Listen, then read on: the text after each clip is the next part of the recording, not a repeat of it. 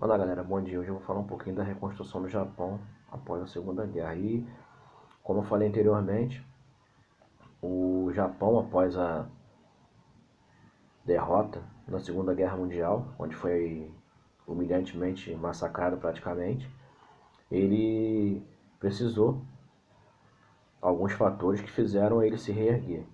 Em questão geopolítica, devido à sua posição geográfica e estratégica no cenário asiático, principalmente, o Japão foi parceiro fundamental dos Estados Unidos justamente para poder conter a avanção do comunismo, principalmente após a Revolução Chinesa, as crises das duas Coreias e a do Vietnã. Nas questões econômicas, são vários os fatores que puderam ter essa influência aí, onde tinha a limitação da militarização, que era o Japão era proibido de investir em forças militares de ataque imposta pelos Estados Unidos após ele ter perdido a guerra, né? Essa foi uma das imposições do Estado americano. Então o Japão pôde concentrar seus recursos econômicos na melhoria de infraestrutura e na aquisição de maciça de tecnologia estrangeira. Os investimentos americanos para fortalecer a relação com o Japão, principalmente no desenvolvimento industrial, as exportações, onde o Japão buscava, ao invés de alguns países, como acontece em buscar vender no mercado interno, o Japão buscou as exportações, principalmente para o mercado estadunidense, a fim de impulsionar esse crescimento industrial. A ação centralizada do Estado, onde o Estado é muito forte, onde tem presença marcante em quase todos os países do Sudeste Asiático, para poder ter esse desenvolvimento de infraestrutura que já tinha sido lançada, alcançada na era Meiji. E outros fatores foi a permanência nos fatores culturais, a permanência forte do nacionalismo e das influências dos valores do confucionismo, que é tido como religião japonesa, assim também como do budismo, onde eles buscavam essa disciplinização, essa reestruturação. Além disso aí, foram realizadas intensas reformas institucionais, como a democratização das instituições públicas, uma reforma agrária ampla e uma reforma educacional, onde, além dos investimentos em educação, foi possível ter um investimento altamente qualificado em ciência e tecnologia. Só para você ter uma ideia, entre 1953 e 1973, a economia japonesa ela cresceu mais de 10%, se tornando, ao longo dos anos, a segunda maior do mundo, em termos de uma taxa gigantesca, se tornando a maior em todo o continente asiático, toda a área asiática, que hoje, que foi chamada, na época, de milagre econômico, e que hoje ela vem sendo superada pela China. Visando isso daí, o governo japonês, e buscando nessa leva desse desenvolvimento que ocorreu no Japão, surgiram, como eu falei anteriormente, a primeira geração dos tigres asiáticos, que foi a Coreia do Sul, Singapura, Hong Kong e Taiwan. E mais tarde, devido a essa crescente japonesa, surgiram os chamados novos tigres asiáticos, que aí veio Malásia, Indonésia, Vietnã, entre outros países aí, Tailândia, Filipinas, que fizeram com que buscassem também, devido a essa reestruturação japonesa, eles viram que poderiam dar certo também e fizeram essa crescente aí. Isso está na página 316 do livro. Então, você tem esse fortalecimento deles,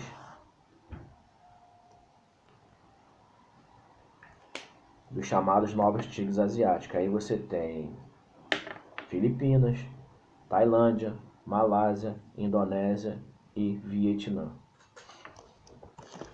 onde eles desenvolveram de acordo com os seus aspectos, uma intensidade tecnológica, tinham mão de obra e crédito mais barato, principalmente nas empresas transnacionais, não tinham muitas leis trabalhistas, a organização do trabalho, devido às questões confucionistas e de ideologia deles, era mais organizada. Tinham também a flexibilização no modelo de produção, onde produziam em grande escala que visavam o mercado interno, e depois disso tudo aí buscavam justamente, como o Japão fez, o mercado internacional, e passaram a investir justamente buscando as exportações, ou seja, eles foram muito fortes e rápidos no processo de exportação, onde veio a tendência e essa agressividade na exportação aos tigres asiáticos. E dentro disso tudo aí, tinha ainda uma forte intervenção, como acontece em vários países do Sudeste Asiático, uma forte intervenção do Estado, que visava justamente buscar as reformas econômicas devido a esse processo, essa crescente.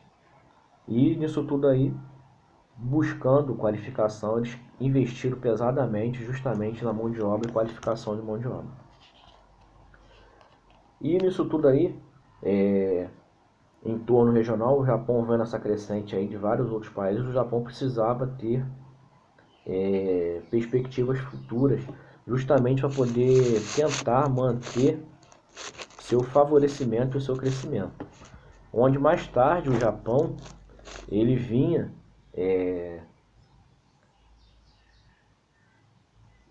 vendo somente como uma potência econômica devido à parceria que ele tinha com os Estados Unidos. Então, depois da guerra, então, ele só tinha justamente, não era uma potência considerada uma potência completa, pois ele não tinha um corpo militar ofensivo, somente defensivo devido às sanções impostas pelos Estados Unidos.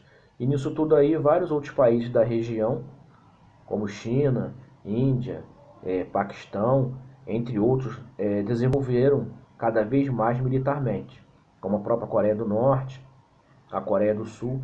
E nisso tudo aí o Japão, ele vem nesse pós-guerra aí, tentando reassumir aquilo que ele foi.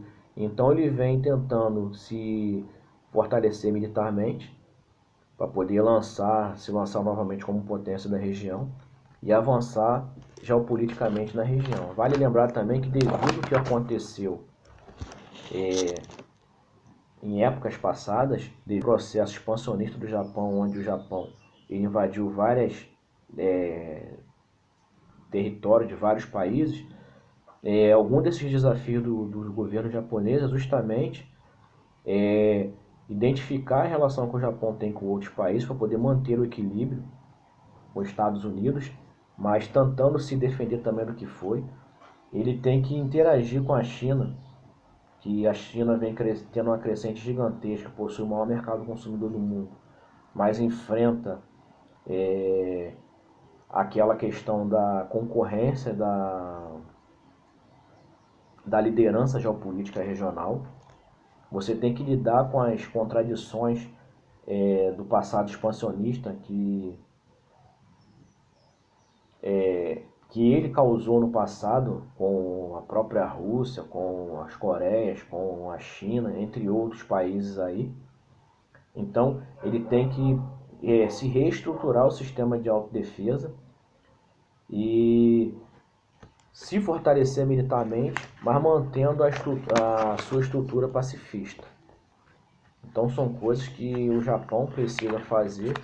E nisso tudo aí, nessa questão pacifista, ele vem tentando aumentar a sua área de influência na região, que em 2002, assim como o Japão, assim como os Estados Unidos e outros países, tentou intervir e fez com que pudesse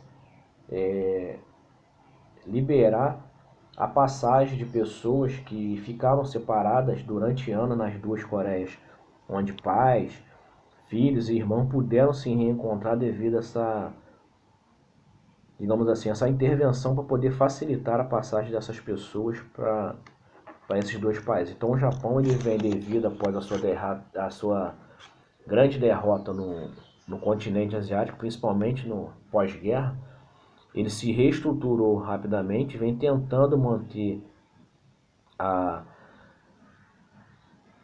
o cenário geopolítico na região da asiática, hoje que praticamente ele precisa, tem altos concorrentes, como principalmente a China, tentando se manter fortemente na região. O que eu tinha para falar era só isso. Um abraço, fique com Deus, até a próxima.